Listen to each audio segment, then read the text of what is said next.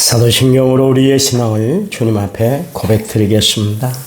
나는 전능하신 아버지 하나님 천지의 창조주를 믿습니다. 나는 그의 위라신 아들 우리 주 예수 그리스도를 믿습니다. 그는 성령으로 잉태되어 동정녀 마리에게서 나시고 본디오 빌라도에게 고난을 받아 십자가에 못 박혀 죽으시고 장사된 지 사흘 만에 죽은 자 가운데서 다시 살아나셨으며 하늘에 오르셔 전능하신 아버지 하나님 우편에 앉아 계시다가 거기로부터 살아있는 자와 죽은 자를 심판하러 오십니다. 나는 성령을 믿으며 거룩한 공교회와 성도의 교제와 죄를 용서하는 것과 몸의 부활과 영생을 믿습니다. 아멘. 찬송가 340장입니다. 340장. 찬송가 340장.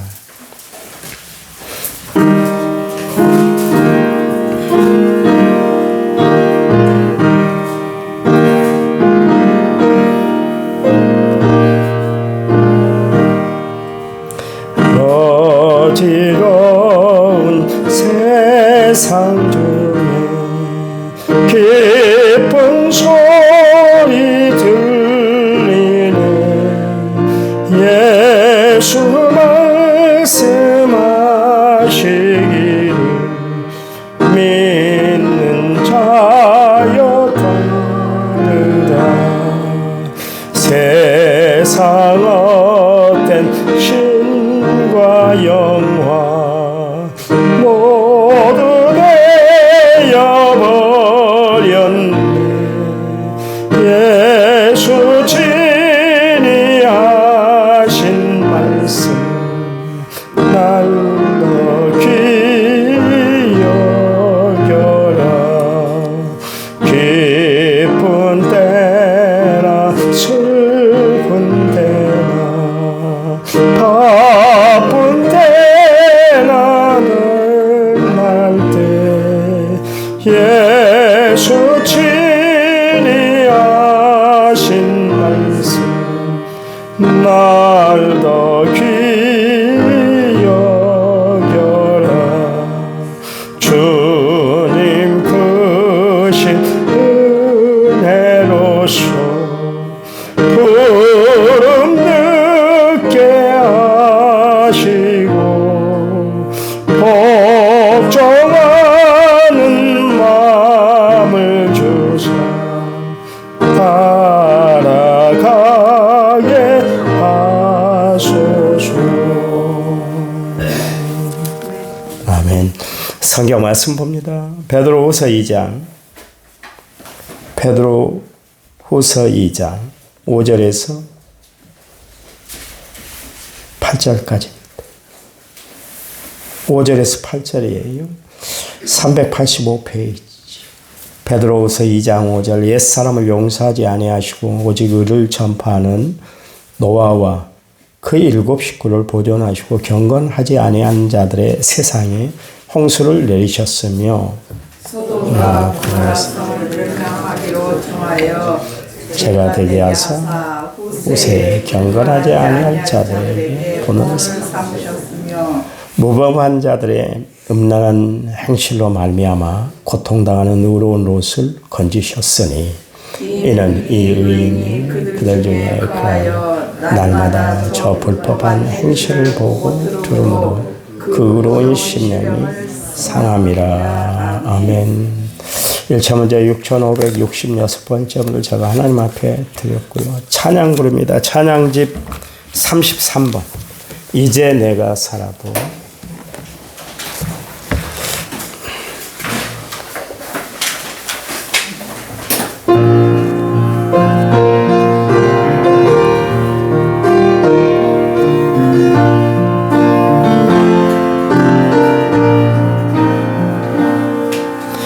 이제 내가 살아도 주 위에 살고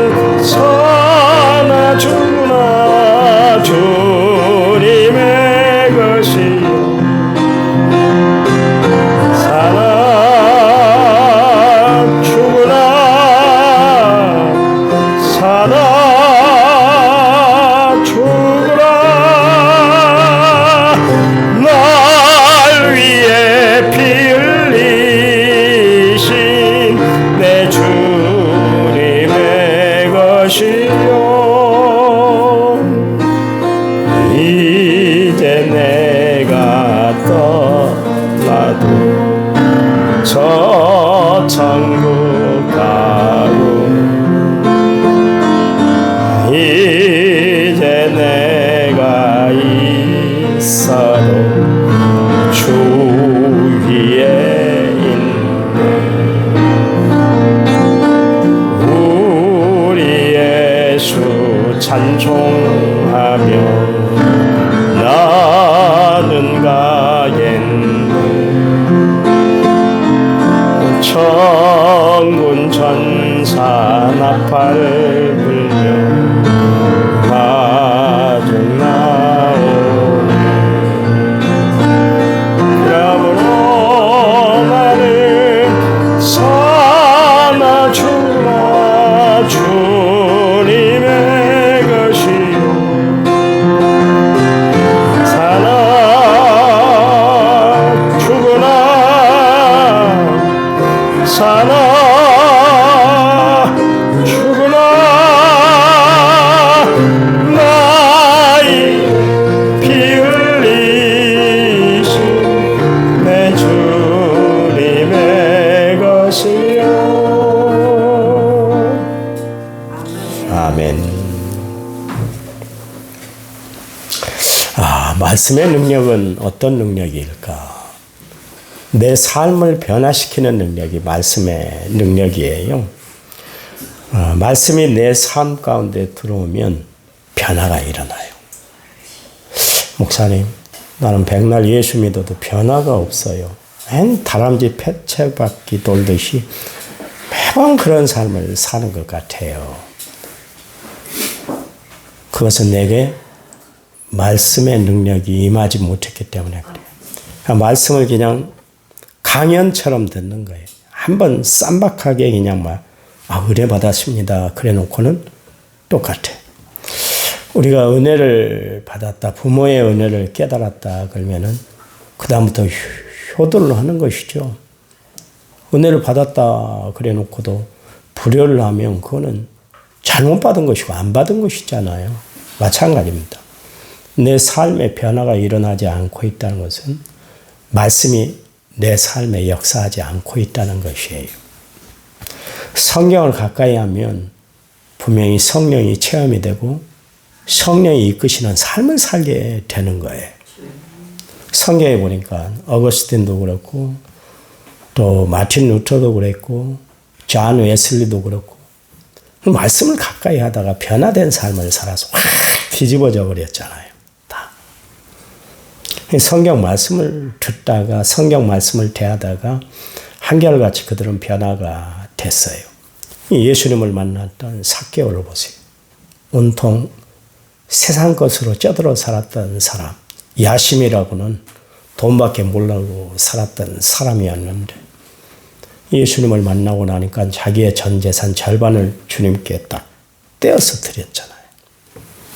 그리고 누이 것을 강제로 뺏었은 일이 있으면, 토색한 일이 있으면 4배를 갚겠습니다. 율법에는 2배만 갚아도 되는데 4배를 갚겠어요. 완전히 변화된 삶을 그가 체험했기 때문에 그랬습니다. 제가 설교의 딜레마가 뭐냐면 말씀을 전해도 교인들이 변화가 없다는 것. 그게 저에게 가장 큰 딜레마예요. 여러분 자녀들을 키울 때 가장 힘든 일이 뭡니까?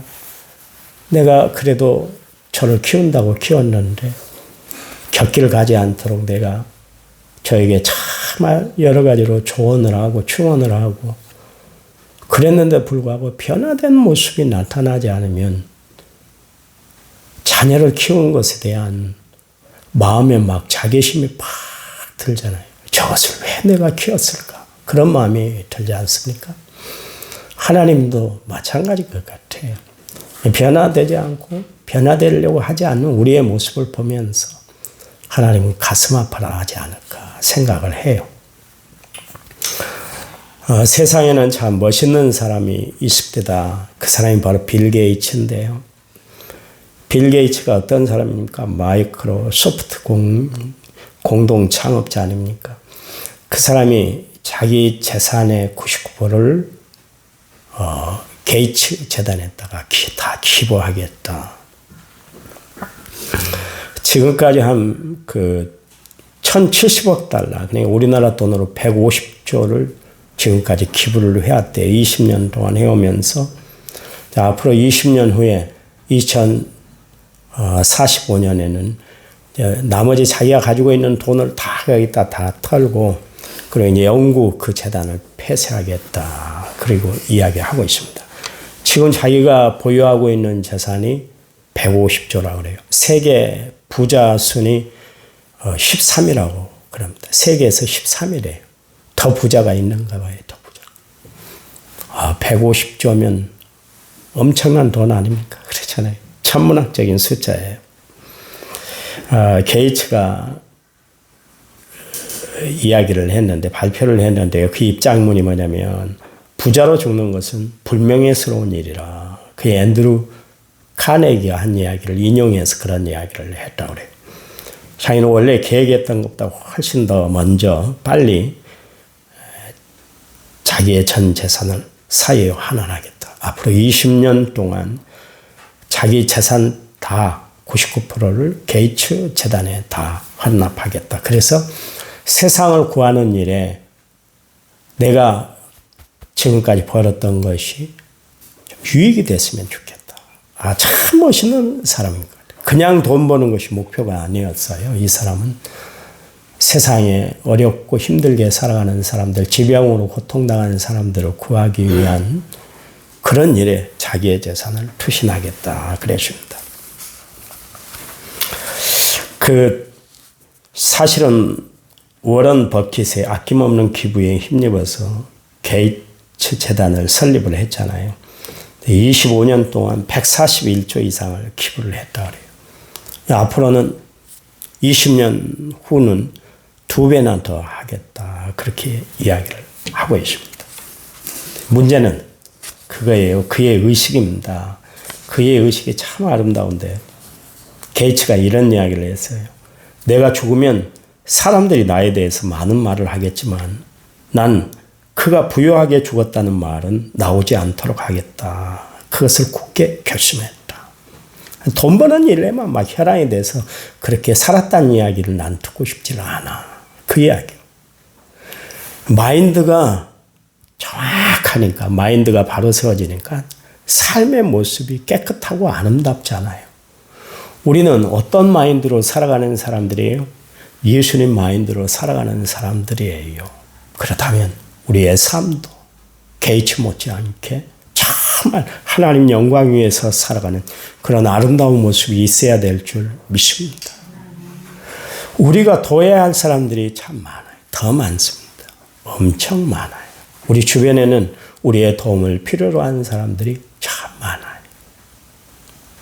우리가 지금 교회가 아직까지 빚이 있기 때문에 빚을 갚는데 총력을 기울이고 있습니다만, 저는 꿈과 비전이 그거였어요. 원래 어려운 이웃을 돕고 힘든 사람들과 함께하는 교회를 만들고 싶은 것이 저의 비전이었어요.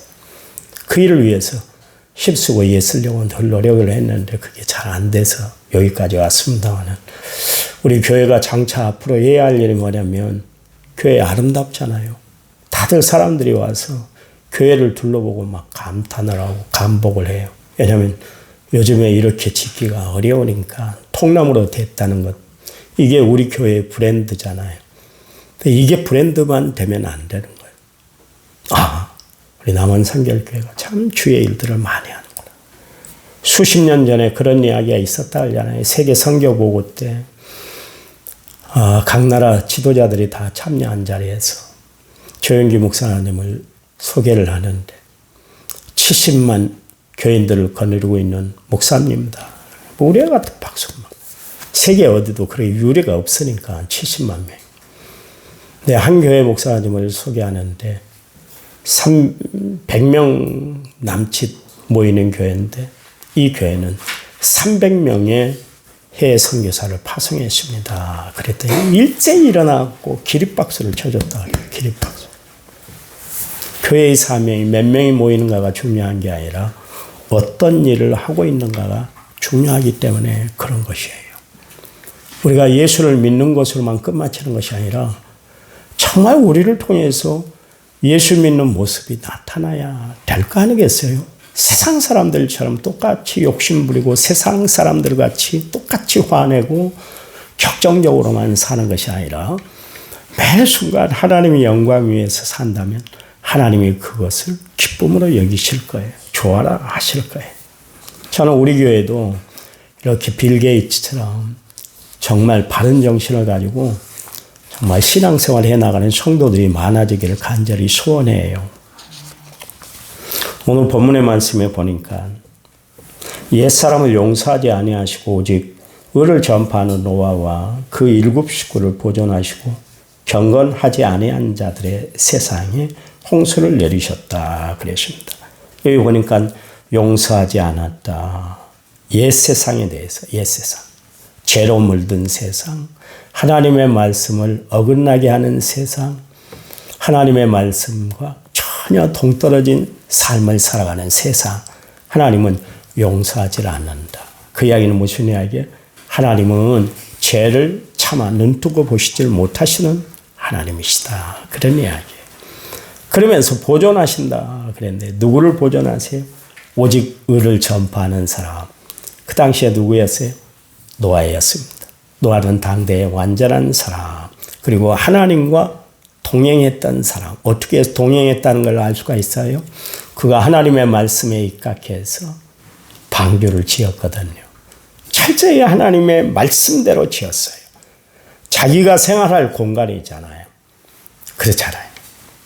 어차피 홍수가 나서 홍수가 물러갈 때까지 그 방주 안에 거할 사람이 노아였어요. 그런데도 불구하고 자기의 생각, 자기의 편리 그거 다 뒤로 하고 하나님이 말씀한 하나님이 내려주신 그 식양대로 지시대로 설계대로 그대로 실천했던 사람. 그거는 하나님의 말씀을 근간 삼아 살았다는 거예요. 노아가 홍수 가운데서 보존받을 수 있었던 비결은 뭐냐면 다른 거 아니에요. 방주를 열심히 지었기 때문이 아니라 열심히 준비했기 때문이 아니라 그는 하나님의 말씀과 동행한 사람이었기 때문에 그랬습니다. 마지막 때 하나님이 누구를 보존해 주세요? 하나님의 말씀을 근간 삼아 살아가는 사람이요. 한번 말씀대로 한번 살아봐 보세요. 욕심 다 내려놓고 말씀대로 살아봐 보세요. 그러면 하나님이 순리대로 이끌어 주세요. 왜냐하면 하나님은 말씀 속에서 역사하실 뿐만 아니라 세상 가운데서도 하나님은 그 말씀대로 역사하신 분이기 때문에 그런 거예요. 우리가 그걸 놓치고 살아요. 교회에서만 하나님의 말씀을 지키는 것으로만 생각하고 세상 살아갈 때는 내 멋대로 해요. 전혀 예수 믿는 모습이 나타나들 않아요. 그러니까 문제가 생기고 격리가 생기는 것이고 그러는 거예요. 여러분 말씀대로 살아가시기 바랍니다. 하나님이 보존하신다, 지켜주신다, 함께 하신다, 인도해 주신다. 그 말씀 아닙니까? 그리고 6절에 7절 말씀. 소돔과 고모라 성을 멸망하기로 정하여 죄가 되게 하사 후세에 경건하지 아니할 자들에게 본을 삼으셨으며 무법한 자들의 음란한 행실로 말미암아 고통당하는 의로운 옷을 건져 주셨다 그랬습니다. 거기 보니까 본을 삼으시고 건지셨다 그랬습니다. 무엇을 본을 삼았어요? 잘못된 것 본을 삼으셨어요. 하나님은 잘 되는 것만 본 삼은 것이 아니라 잘못된 것도 본 삼으셨어요. 성경에 기록된 내용을 보십시오. 좋은 이야기만 기록되어 있습니까? 아니요. 잘못된 것도 기록되어 있어요. 다윗의 음란한 행실에 대해서도 기록하고 있어요. 삼손의 잘못된 쾌락에 대해서도 이야기를 하고 있어요. 다 기록하고 있어요. 왜요? 보통 우리가 유인점 보면 좋은 점만 발췌해서 그 후대의 사람들에게 알리기 위해서 본을 보이기 위해서 그렇지만 하나님은 그러질 않아요. 하나님 앞에는 숨길 것이 없어요. 그런 중에도 하나님이 역사하시는 손길을 우리는 바라볼 수가 있어야 되는 것이죠. 특별히 하나님은 죄를 용서하들 않으세요. 의인의 삶은 끝까지 보존하시지만 그래서 여러분이 잘 아신 바처럼 하나님이 멸망하는 도성 소돔과 고모라를 어떻게 하셨어요? 다 불태워버렸잖아요. 불과 유황불로 다 태워버렸어요. 두 가지잖아요. 노아 시대는 물로, 그리고 소돔과 고모라 성, 아브라함 시대 때는 불과 유황으로. 하나님이 한번 심판하시면 엄청난 심판이에요. 아예 싹 쓸어서 없애버려요. 싹 태워가지고 흔적이 없게 만들어버려요. 여러분, 하나님은 그냥 우리가 허실실 하시는 하나님 아니세요. 우리의 모든 행실들을 다 보고 계세요. 그리고 하나님은 보응을 하시고 응답을 하시는 분이에요. 그러니까 하나님 두려워하면서 우리가 신앙생활을 해야 되는 거예요. 그냥 좋으신 하나님, 좋으신 하나님, 참 좋으신 나의 하나님이시지만 한편으로는 경외해야 될 하나님이에요. 다윗 하나님 마음에 합한 사람 아닙니까? 다윗처럼 하나님 잘 믿는 사람이 어디 있어요? 순수한 마음으로 주만 바라보고 살았던 사람 아닙니까? 평생 자신의 위치를 잃어버리지 않았던 사람. 그래서 자기가 베들레헴 출신이라는 것을 늘 마음에 두고 살았어요. 그건 무슨 이야기예요? 예루살렘에서 태어난 것도 아니고 예루살렘의 변방, 이스라엘의 변방, 베들레헴, 아주 낙후된 도시. 그곳에서 자기가 태어나고 자랐잖아요. 그래, 나의 본신은 저기 있는 거야. 다 그 자신의 그 태생에 대해서 늘 잊지를 않았어요. 블레셋과 전쟁이 일어났을 때 그 베들레헴 우물물을 잊지를 못했잖아요. 성 옆에 있는 우물물을 평생 자기는 베들레헴을 잊지 않았다. 누구든 고향은 다 생각을 한다마는 기억하고 싶지 않은 고향도 있잖아요. 근데도 베들레헴을 생각한 것 뭐냐면 그때마다 자기를 주님 앞에서 낮췄다는 것이죠. 나는 저 베들레헴 총구석에서 양이나 돌보고 살 사람이었는데 하나님이 나를 지극히 높여주셨어. 나는 주를 위해서 이제 살 거야. 그랬는데 죄를 범했잖아요. 하나님이 다 눈 감아줄 수 있는데도 불구하고 지금까지 다윗이 한 행적을 보면 다 눈 감아줄 수 있는데 불구하고 하나님은 그 사건을 두고 사용을 하셨잖아요. 그렇잖아요. 그것 때문에 결국 피신 생활을 해야 했고 눈뜨고 보지 못할 후궁 10명을 다시 황궁할 것을 알고 후궁 10명을 남겨놨는데 그 후궁들을 차례로 한 명씩 불러가지고 그의 셋째 아들 압살롬이 성폭행을 해버렸잖아요. 얼마나 가슴이 찢어졌겠어요. 하나님이 그런 사건을 지나가게 했어야 되는데 자기는 밧세바 한 사람을 보냈는데 자기가 당하는 것은 10배나 당하고 말았잖아요. 그리고 깨달은 게 뭐냐면 그래, 하나님 앞에는 늘 순간순간 바로 서야 되는구나.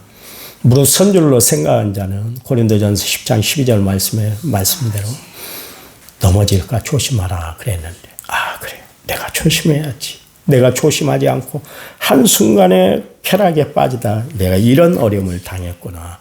그게 본이 된다 그런 이야기예요. 평생 마음판에 그게 마음의 말씀의 능력이 되었다 그런 이야기예요. 여러분, 하나님은 우리에게 좋은 것만 보이는 것이 아니라 우리의 잘못된 것도 가르쳐 주셔서 다시는 그런 죄를 짓지 않도록 하나님은 우리에게 믿음의 본도 보여주시는 분인 줄 아시기 바랍니다. 그래, 어떻게 살아야 될까요? 어떻게? 하나님의 말씀대로 살아가시기 바랍니다. 하나님 말씀대로 살아가시기 바랍니다. 제가 이야기했잖아요. 어려서 시를 풀어요. 어머니가 딱 기다리고 있다가 학교 갔다 온 나를 딱 기다려요. 야, 실태 좀 잡아. 딱 잡아요. 이렇게 불리고 저렇게 불리고 풀잖아요. 그러다가 딱 맞추면 가만히 있어봐. 딱 풀더라고요. 어쩔 때는 답답해서 엄마 내가 풀어볼게. 잡아보세요. 내가 풀면 이렇게 안 돼요. 가위로 잘라야 돼요. 내가 하려면. 근데 어머니는 가만히 봤더니 어떻게 했으면 그렇게 신기롭던지 내가 봐서는 다 얽혀있고 뭉쳐있는 것 같은데 전혀 못 풀 것 같은데 어머니는 풀어내시더라고요. 여러분, 내 인생의 문제가 얽히고 설켜 있잖아요. 나는 못 풀어요. 내가 풀 것 같아서 다 덤벼들었는데 더 꼬여요. 그럴 때 하나님 앞에 맡기시기 바랍니다. 하나님이 다 풀어주셔요. 어떻게 해서든 풀어주셔요. 참 신비한 능력이죠. 하나님 감사합니다. 오늘도 말씀 붙들고 은혜 안에 살아가는 저희를 되도록 도와 주시옵소서. 세상의 헛된 부요, 세상의 헛된 것 바라보지 않고 오직 주님 의지하고 주님 바라보고 살아가는 저희를 되도록 도와 주시옵소서. 이제는 길이요 진리요 생명 되신 우리 주 예수 그리스도의 은혜와 하나님 아버지의 지극하신 사랑과 성령님 위로교통 은혜 충만한 역사가 오늘 말씀을 받고 하루를 시작하는 모든 성도들을 위해 이제부터 영원토록 함께 하시기를 간절히 축원하옵나이다. 아멘. 아멘. 합심해서 기도합니다.